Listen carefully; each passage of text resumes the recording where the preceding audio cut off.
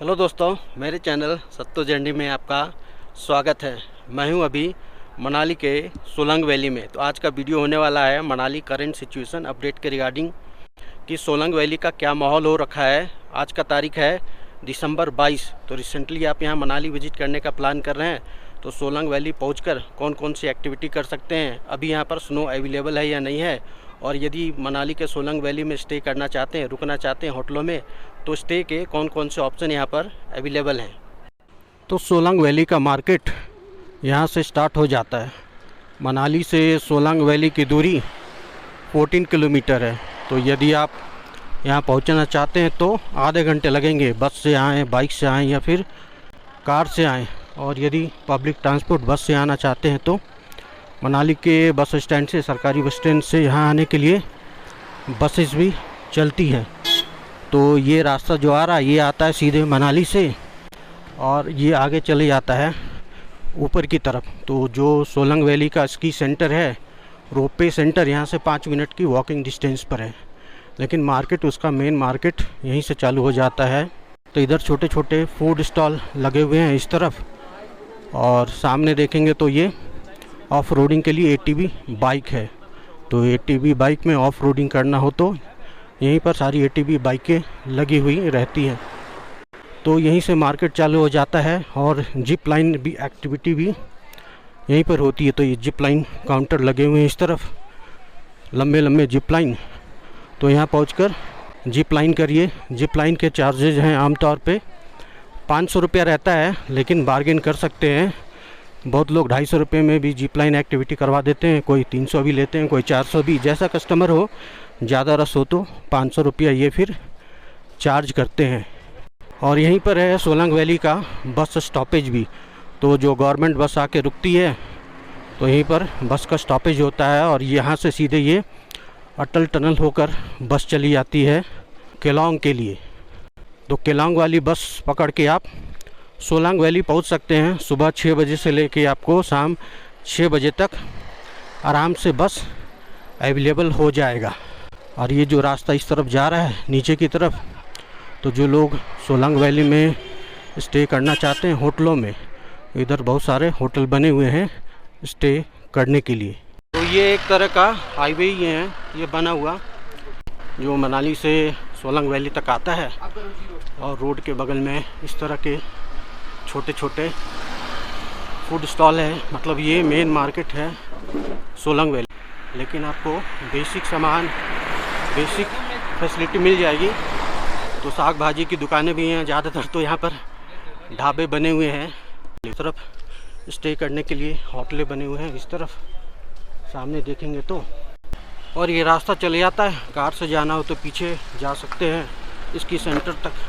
तो हम लोग पैदल जा रहे हैं तो ये शॉर्टकट रास्ता, इधर से सीढ़ियाँ बनी हुई है ऊपर जाने के लिए सोलंग वैली के स्की पॉइंट तक। तो ये कुछ इस तरह का रास्ता बना हुआ है, सीढ़ियाँ। तो ये सीधे हम लोग पहुँचेंगे डायरेक्ट रोपवे और स्की सेंटर सोलंग वैली के पास। और ये पहुँच गए हैं सोलंग वैली के मेन मार्केट के पास। तो यही मेन पॉइंट है। और यहीं पर जैसे बताया था छोटे छोटे फूड स्टॉल लगे हुए हैं, ज़्यादातर यहाँ के गाँव वाले लगाते हैं। तो ये सुबह सुबह का टाइम है तो ज़्यादा तो भीड़ नहीं दिख रही, क्योंकि ज़्यादातर लोग यहाँ से सीधे अटल टनल चले जाते हैं स्नो देखने के लिए, या फिर पोक्सर चले जाते हैं। तो इधर से अंदर की तरफ आएंगे तो इस तरफ है रोपवे और स्की सेंटर बना हुआ, जो क्वाइट पॉपुलर है। मेन ज़्यादातर लोग इसी नाम से जानते हैं सोलंग वैली को। और इस तरफ घोड़े खड़े हैं, घोड़े में यदि राइड करना हो तो कर सकते हैं। कुछ गाड़ियाँ भी पार्क हो रखी है, जो टूरिस्ट लोग आए हैं इस तरफ। और इधर देखेंगे मेरे पीछे तो इधर याक खड़ी है।